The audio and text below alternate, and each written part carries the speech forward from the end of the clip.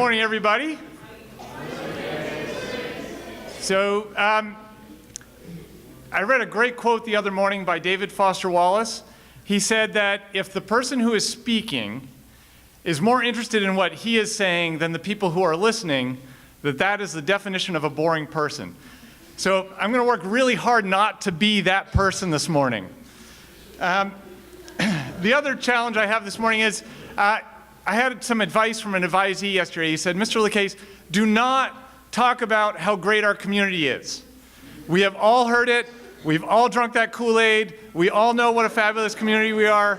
Please stop talking about that. Well, so I'm going to ignore my advisee's advice.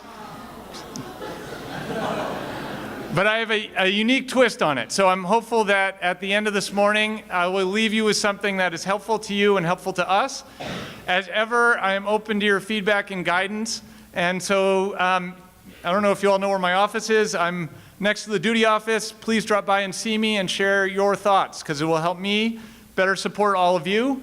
And if I can help, you, it'll help all of us, I hope. So I'm going to start by talking about our community. The gist of it, though, is our community is one of the most complex systems of people that ever come together. We have people from 44 different countries. About a third of our community is new each year, so we're reconstituting ourselves continually. And that comes with some challenges. Now, I would argue that those are challenges that ultimately are good ones that help us learn and grow in important ways, but they're challenges nonetheless.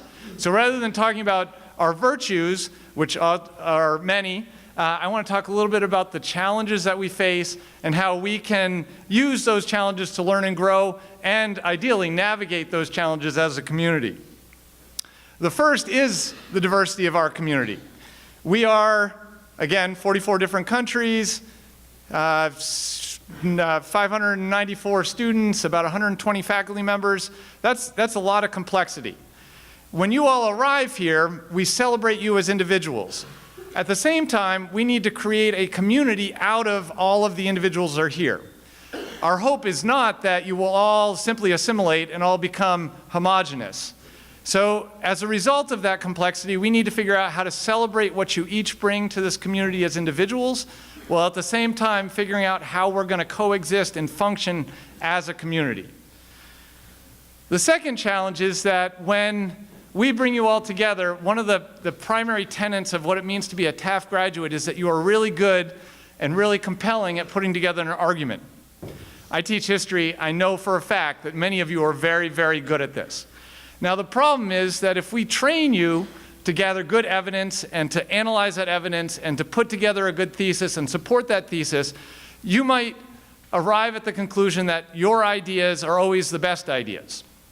And this is not to say that you don't have really good ideas.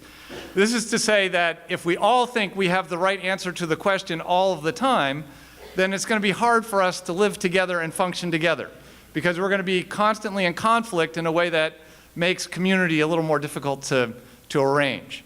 So those are our two challenges. I'm going to suggest some strategies that we can use to navigate those challenges in ways that ideally they help create strengths in our community. And when they do offer challenges to us, we have ways of navigating those challenges in good and healthy ways. That seem reasonable? Sure. Thank you, Sonny. Sonny also wanted me to share a quick public service announcement to say that he is the best student we have, so I've done that part too. That's his judgment, not mine. So, although you're very good, Sonny.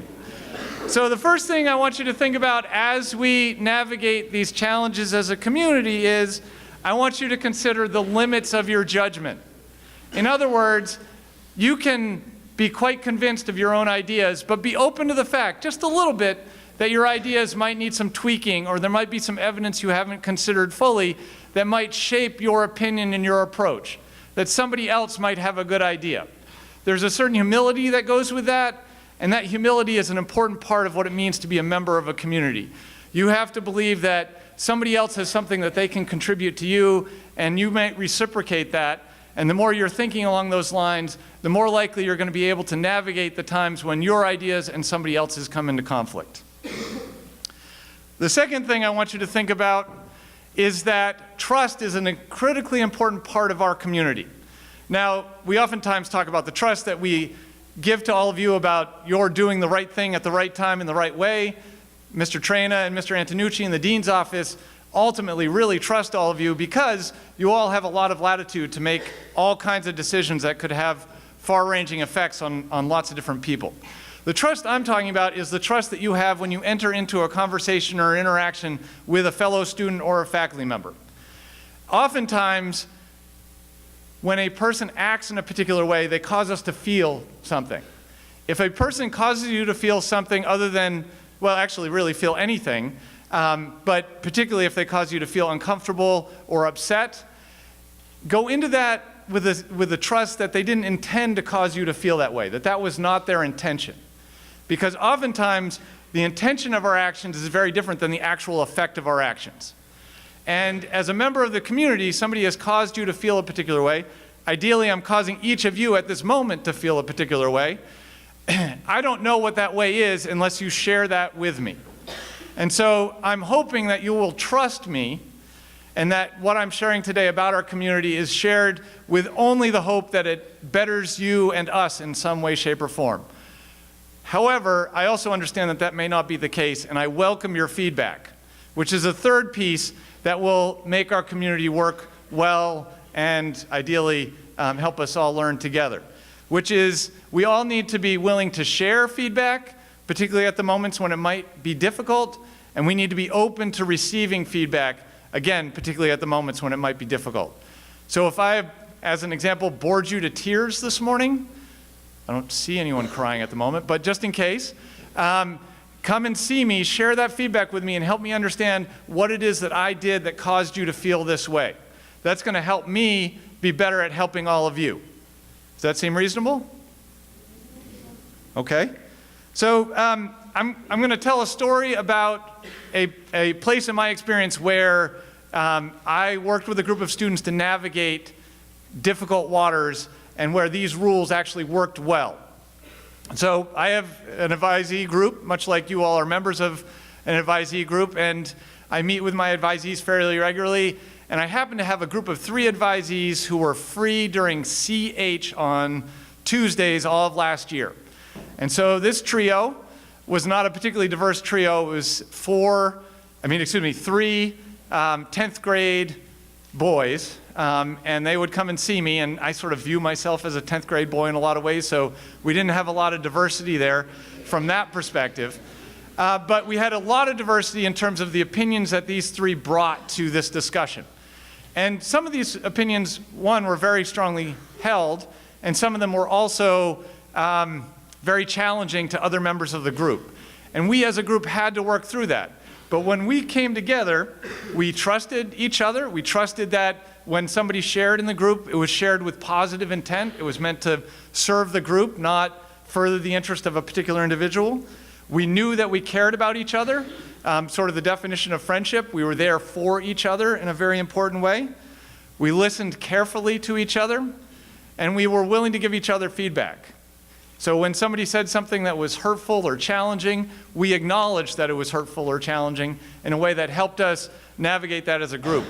The challenge this year is of that group, only 2 are back. Their schedules don't align, and the 3rd is actually in France. And so my little group is missing from my life. And I'll say as a teacher that moments like those are some of the most profound and meaningful for me as an educator. I hope that each of you will find a similar conversation with an adult in this community that fires you in the way that I hope that that meeting fired my advisees. Is that a reasonable charge to all of you this morning to go out and do that? Yes? Okay. So as we navigate this year, there's a quote by F. Scott Fitzgerald that says, the test of a first-rate intellect or intelligence is to hold 2 or more opposing ideas in mind at the same time and retain function. The Taft community is forever holding many opposing ideas in mind at the same time, and we all have to figure out how to navigate that and remain functional. So in this year, when the world politics are very challenging and we have a variety of perspectives within this community. We need to figure out as a community how to hold those ideas in mind together. So I am here to do that work with all of you. I hope that you will do that work with me. Now I want to do a little audience participation piece. So I hope you all work along with me, and I'm going to ask Eliza and Nick to come up and help me with this. In hopes of helping us communicate and share feedback in a meaningful way, we will do this activity hopefully several times over the course of the year, usually during assembly. We're trying it out today in part because I happen to have the stage and this seemed like a reasonable place to start it. But the audience participation part is that you may share one of three things if you choose to. There's no obligation. We're going to ask for volunteers during this time. And this time is also going to be bounded, so you're not going to be here forever. But we'll say 5 to 10 minutes today.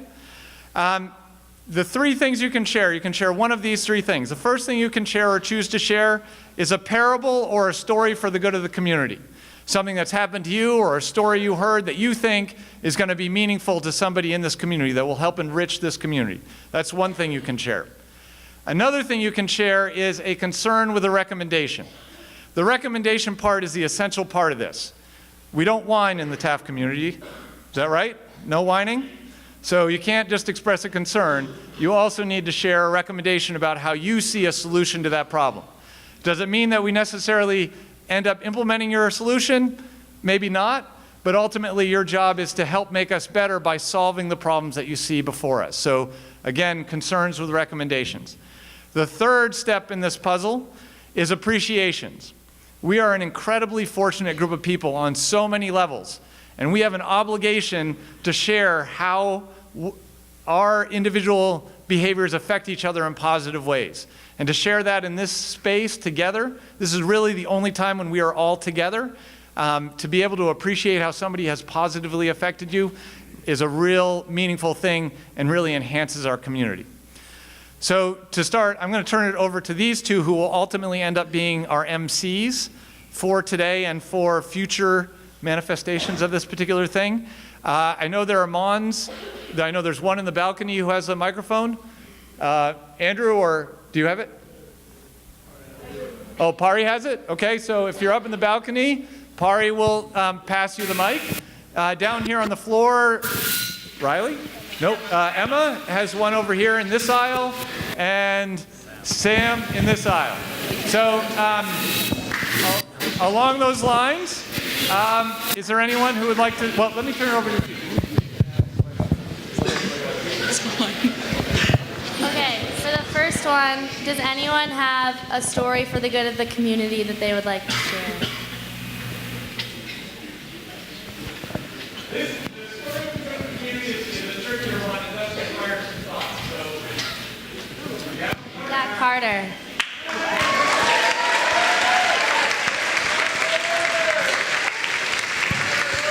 Is the third thing appreciation? I like to show appreciation to Jacob in HET. He's my boy, and he goes to night school and is a really good pianist. Yeah, so let's get a round of applause for Jacob. Yeah.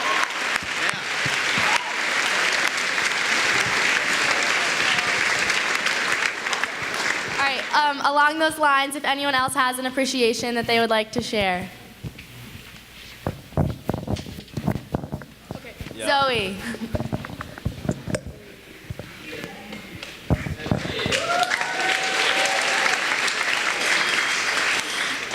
I like to say an appreciation to Mrs. Campbell because she's my advisor and because she's been struggling with a lot of health issues of her own this year. And, oh, hi, Mrs. Campbell. And she's been really, really helpful to me in dealing with all of my issues while still dealing with her own. So thanks, Mrs. Campbell.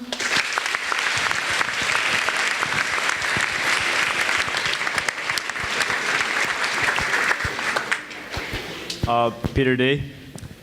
Yeah, I would just like to say I'm thankful for the dorm monitors who made the start of the school year welcoming and comfortable.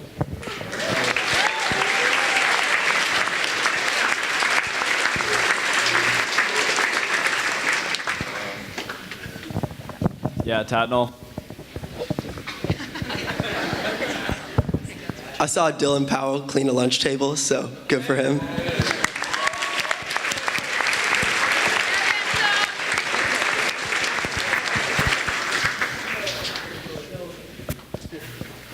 Sophie, back there.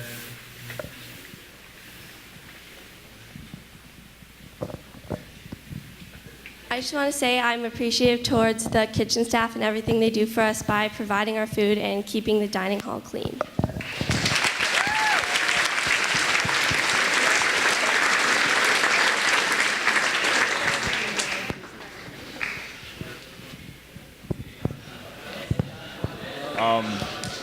Is there another one? I just want to say that I really appreciate Colin Schlissel because he's really good on our floor, and when no one else wants to clean the common room or do anything like that, he does it, and he's really nice. Is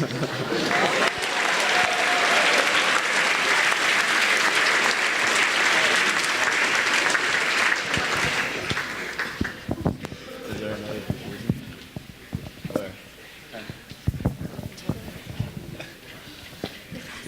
Is someone going? Can I go? I want to. It's really nice. When I toured Hotchkiss, it was so like nobody talked to each other. I didn't really see anybody in the hallways. Nobody was smiling at each other.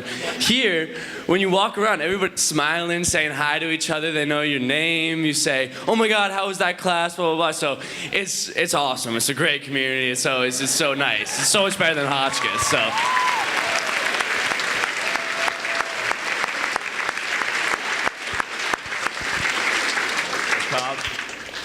I want to show appreciation towards Gabby Gonzalez because she is the best old girl I could have possibly asked for.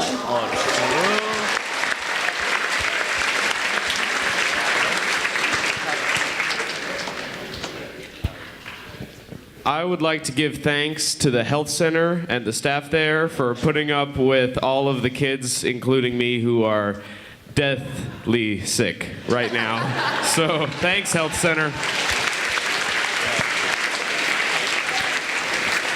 All right, last one. I would like to say thank you to my older sister, Gabby Gore, who's a senior right now. She's helped me throughout, freshman year and the start of sophomore year. So, and I don't typically get to say thanks, but I love you, Gabby.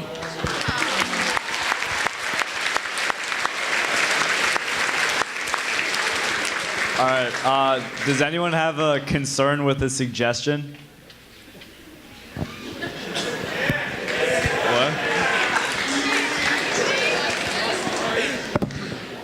I'd like to address the missing cups in the dining hall problem.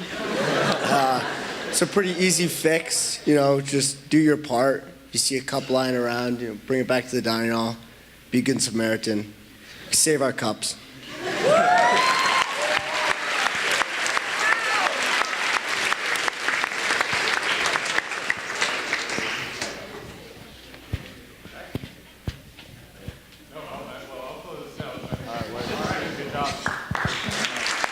Thank you.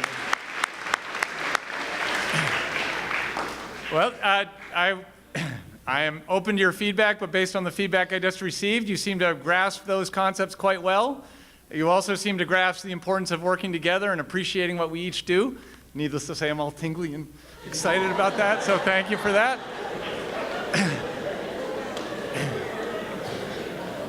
By way of reminder, remember to always consider alternative perspectives.